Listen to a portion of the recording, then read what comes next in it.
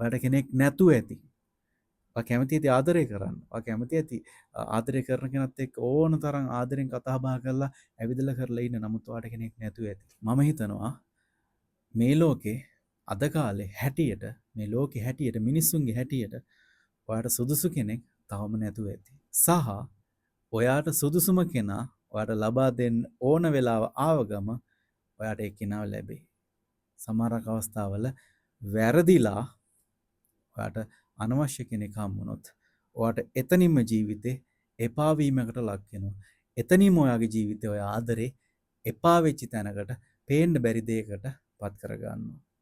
එහෙම මිනිස්සු තමයි ගොඩක් දුරට එකම ආදරයක් හොයන්නේ, එකම දෙයක් මැත්තේ මැරෙන්න හදන්නේ. ඒ වගේම කනස්සල්ලෙන් ජීවත් වෙන්නේ.